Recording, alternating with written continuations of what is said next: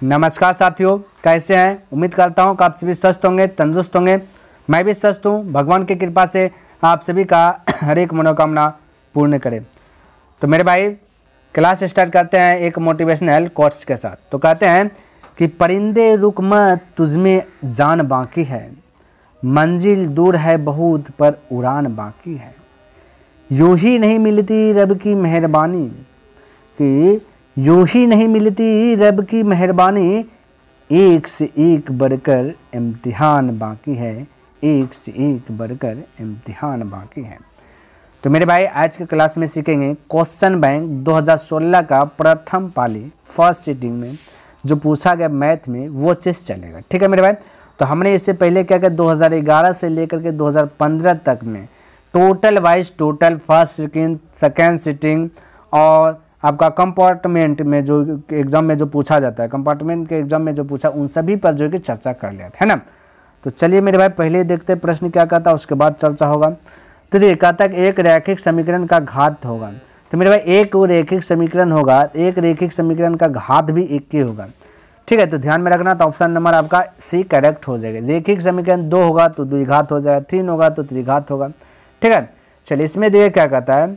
कहता बताओ 10 मेरे भाई 10 पाई/2, पाई को बोलते हैं 180 डिग्री। ठीक है, 180/2, 2 से कट जाएगा मेरे भाई 90 डिग्री, 90 बार में कट जाएगा 10 90 डिग्री वैल्यू होता है अपरिभाषित, इसे ज्ञात नहीं कर सकते। तो ऑप्शन नंबर डी करेक्ट हो जाएगा। ठीक है, चलिए अगला प्रश्न देखिए क्या कहता है। कहता 4 और -3 किस चतुर्थांश में। इसका जवाब आप लोग पहले दीजिए मेरे भाई, क्योंकि हमने शुरू से ही बताते हुए आ रहे हैं। चतुर्थांश का मतलब इस प्रकार से हुआ, यहाँ y है, ये y डैश है, ये x डैश है, ये x है।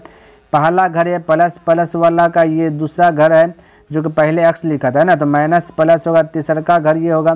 तीसरा घर में क्या लिखा है मेरे भाई, पहले x, तो x ये वाला x माइनस है, ये y भी माइनस है।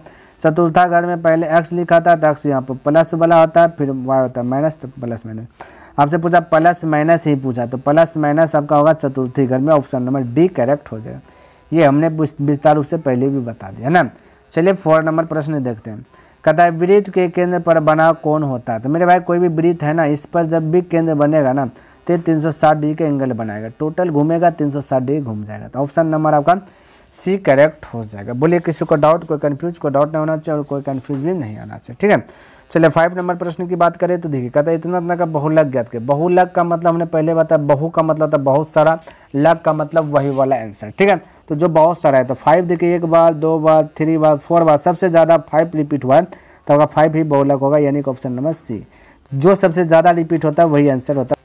तो मेरे भाई देखिए 6 नंबर कहता है त्रिभुज ABC में ए बी एवं AC देखिए कौन नहीं, ये कुछ नहीं होगा। ए बी एवं AC के मध्य बिंदु D एवं E इस प्रकार है कि DE समांतर BC तथा BC 8 सेंटीमीटर हो तो DE का मान कितना होगा। तो मेरे भाई पहले फिगर बनाता हूँ, उसके बाद ही आपको समझ में आएगा। तो इस प्रकार से मैंने क्या क्या फिगर बनाया, ये A दे दिया, ये B दे दिया, ये C दे दिया।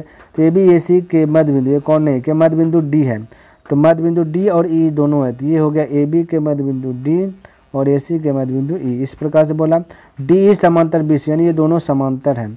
तब कहता है BC यदि 8 होगा तो DE कितना होगा, तो इसका आधा हो जाता है 4। ध्यान में रखना, तो हो जाएगा 4 centimetre. Option number C correct हो जाएगा। ठीक है, चलिए देखिए 7 नंबर 2017 में भी पूछा गया। कहता एक सिक्का को उछालने पर चित आने की प्रक्रिया। मेरे भाई सिक्का उछालेगा, हेड आएगा या फिर 10 है। सिक्का में टोटल परिणाम 2 ही है, तो ये अब चित पूछे पट पूछे तो आधा आधा नहीं होगा मेरे भाई, तो 1/2 होगा। कुछ भी पूछे तो आधा आधा ही होगा, तो आधा होगा उसका। ठीक है, जब भी 2 परिणाम है तो उसका आधा आधा करेंगे तो 1/2, आधा आधा मिलाएंगे तो फिर हो जाएगा पूरा। ठीक है, 1/2 यानी कि ऑप्शन नंबर क्या होगा, एक करेक्ट हो जाएगा। आधा होगा, सिक्का में जब भी एक सिक्का उछालेगा तो उसका आधा आंसर फिक्स कर लेना, तो आधा यानी 1/2 ध्यान में रख लेना। ठीक है, ज़्यादा दिमाग आपको लगाना नहीं मेरे भाई, बस आपको चंचल बनना है और अव्वल करके आना है। कर इतना ना का सार्वंतर यानी डी ज्ञात करें। डी ज्ञात करने के लिए A2 - A1, तो A2 आपका 10 है, A1 आपका 4 है, 10 में 4 गया बचा 6, तो ऑप्शन नंबर बी करेक्ट हो गया। अगला प्रश्न की बात करें तो 9 नंबर देखिए, ये भी 2017 में पूछा गया। कहता 2 समरूप त्रिभुज की संगत भुजाओं का रेशियो देगा, भुजा का रेशियो देगा 4:9। तो पूछा क्षेत्रफल, हमने आपको शुरू से ही बताते आ रहे क्षेत्रफल स्क्वायर में था, तो इसको भी स्क्वायर कर लीजिए। तो 4 का स्क्वायर हो जाएगा 16, 9 का स्क्वायर हो जाएगा 81। बटा में आंसर, ये सब में बटा लगेगा मेरे भाई, जो कि देने के लिए हमने भूल गया। तो 16/81 हो जाएगा। राइट आंसर क्या आ जाएगा 16/81, यानी कि ऑप्शन नंबर आपका क्या आ जाएगा ना बी करेक्ट हो जाएगा। क्या आ जाएगा मेरे भाई राइट आंसर बी करेक्ट हो जाएगा। ठीक है, बोलिए किसी को दिक्कत, कोई डाउट नहीं होना चाहिए, कोई दिक्कत भी नहीं होना चाहिए। आगे प्रश्न देखिए मेरे भाई क्या कहता है, समझने का प्रयास कीजिए। कहता है 1/√3 किसके बराबर है। चलिए 1/√3 किसके बराबर होता है। 1/√3 होता है मेरे भाई, एक होता है 10 आपका होता है ना 1/√3 10 30 डिग्री। तो ऑप्शन 10 दिया गया कि 10 30 डिग्री दिया गया, बिल्कुल दिया गया, तो ऑप्शन नंबर डी। ठीक है, तो ऑप्शन डी 10 दिया गया, तब तो दूसरा चेक ही नहीं करना। तो 10 का राइट आंसर रहेगा डी हो जाएगा। बोलिए यहाँ तक किसी को डाउट, कोई कन्फ्यूज, कोई डाउट नहीं होना चाहिए, कोई कन्फ्यूज भी नहीं। आइए अब आते हैं यहाँ से 11 नंबर से, देखिए जो कि आपको ऑप्शन नहीं दिया रहेगा। ठीक है, डायरेक्ट बोलने से कि इतना दम मूलों का योग, तो मूलों का योग फार्मूला पढ़ेंगे मेरे भाई -b/a होता है। ठीक है, तो माइनस बी का वैल्यू दिखे मेरे भाई -b है, तो बोल दीजिए -b। ठीक है, और ए का वैल्यू तो आपका ए बी है। ठीक है, तो माइनस माइनस प्लस हो जाएगा तो b/a हो जाएगा, तो राइट आंसर b/a हो जाएगा। ठीक है, ध्यान में रखना b/a हो जाएगा। ठीक है, चलिए अगला प्रश्न की बात करें तो कहता है sec square theta minus tan square theta बराबर 1। ये फार्मूला है, इसको माइंड में ऐड कीजिए, बहुत हेल्प देगा। ठीक है, इस फार्मूला पर जो है कि बहुत सारा जो ऑब्जेक्टिव बनेगा और पूछता भी है, ध्यान में रखना। आगे देखिए ये 13वां नंबर कहता है किसी धातु के वलय का क्षेत्रफल ये है तो डॉट डॉट के स्थान पर की बात। तो वलय का क्षेत्रफल होता है मेरे भाई पाई इंटू बड़ी आर माइनस छोटी आर इंटू बड़ी आर, ये प्लस है ना, प्लस इंटू बड़ी आर माइनस छोटी आर। तो प्लस वाला दिया गया, माइनस वाला छोड़ा, तो ये हो जाएगा बड़ी आर माइनस छोटी आर, आंसर हो जाएगा। ठीक है, चलिए अगला प्रश्न 14 नंबर कहता है मूल बिंदु का निर्देशांक। तो मूल बिंदु का निर्देशांक 0 0 होता है। क्या होता है मेरे भाई 0 0 होता है। ठीक है, ध्यान में रखना। आगे कहता है इतना का माध्य 7 है तो x का वैल्यू। चलिए x का वैल्यू नहीं, सबको जोड़िए 1 + 4 + x + 5 + 12।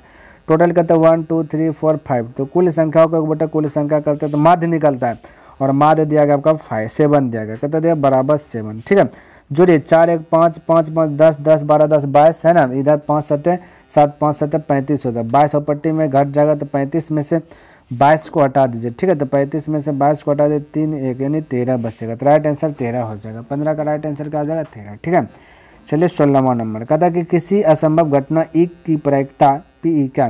तो असंभव घटना जब भी लिखाएगा असंभव तो उसका 0 आ जाएगा। क्या आ जाएगा 0, तो राइट आंसर 0 हो जाएगा। ठीक है, चलिए नेक्स्ट प्रश्न की बात करें 17वां नंबर देखिए। कहता है किसी बाह्य बिंदु से वृत्त पर खींची गई स्पर्श रेखाओं की लंबाइयाँ, स्पर्श रेखाओं की लंबाइयाँ बाहर से खींचेंगे तो क्या होगा बराबर होगा, बराबर होगा। ठीक है, ध्यान में रखना। चलिए अगला प्रश्न देखिए क्या कहता है। कहता है मेरे भाई बताओ यदि किसी द्विघात समीकरण में विवेचक शून्य हो तब मूल होंगे।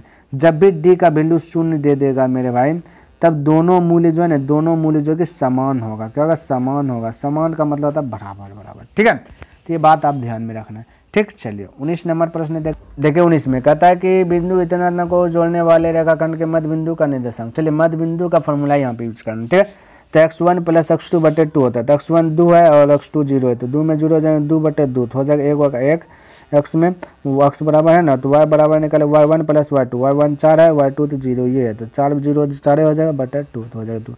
1 और 2 राइट आंसर आ जाएगा, 1 और 2 आ जाएगा। ठीक है, चलिए आगे बढ़ूँ। आइए नेक्स्ट देखिए और आखिरी देखिए। कहता है इतना एक क्या है।